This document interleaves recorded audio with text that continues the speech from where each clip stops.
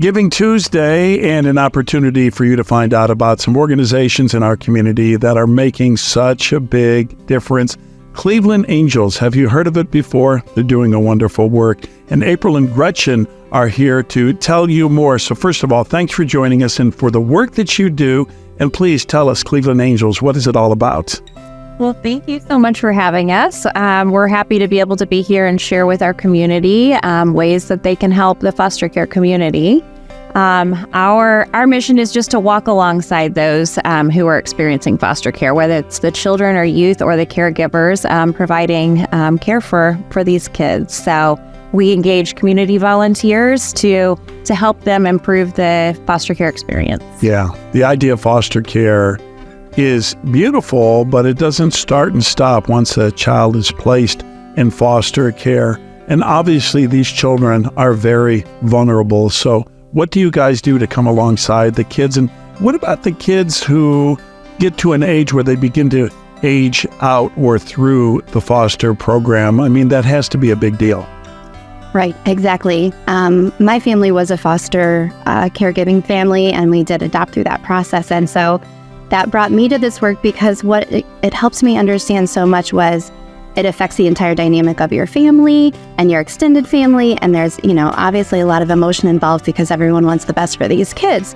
And they obviously don't all stay. And the goal of foster care is for them to return home. And so foster caregivers are being asked to stand in the gap for those kids, get attached to them, love on them hard, give them experiences, keep them safe, and then say goodbye.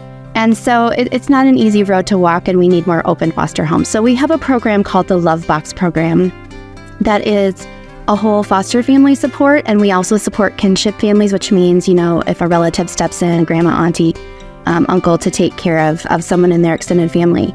And we bring community volunteers together, people who want to make a meaningful difference, but maybe they are not going to be foster parents at the moment, or it's not right for them. They want to get to know the family and they want to support them. So it's kind of like matchmaking family friends.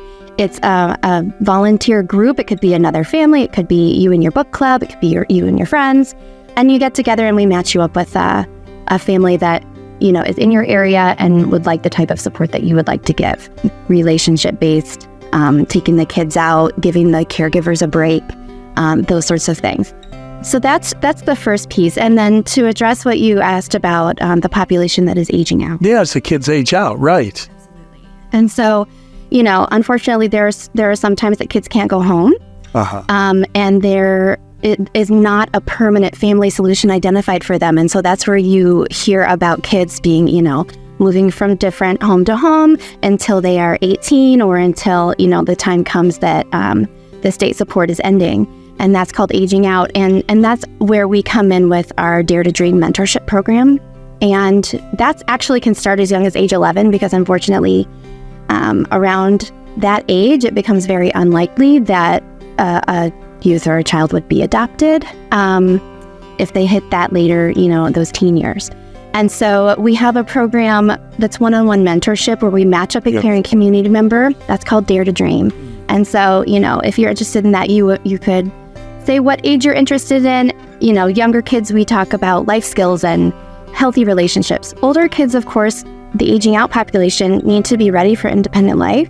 They need to have life skills. They need to make a plan for, their future. And so we at Cleveland Angels, along with that mentor that they're matched with, support them through that and bridge them into adulthood. That's absolutely beautiful. I love both programs. I actually like the name of the programs too. I love Love Box and I love Dare to Dream. I think that's absolutely wonderful. I hope a lot of people that are watching or listening to our conversation are touched and feel like maybe there's a place I can fit in and support what's going on with Cleveland Angels.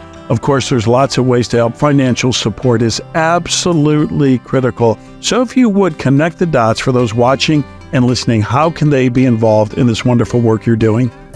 Well, first and foremost, we can't get all of these volunteers in place, and our team supports the volunteers along the way. So we don't simply match you up and say good luck.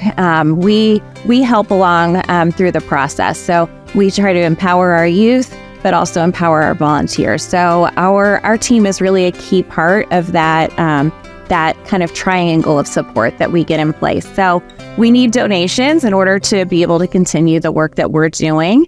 You can do that right through our website at clevelandangels.org. We have 2 ways that you can give. We can give the gift of hope by just giving through our year-end campaign, or we also have an Angel Alliance program, and that's our monthly giving program that helps us to provide that ongoing, consistent support throughout the year. Well, it's wonderful. You know, I always say it's better to light a candle than curse the darkness. We all know of the concern, and we're all concerned for these children, but you guys are bringing hope and a future for them through Cleveland Angels. Thanks for spending time with us.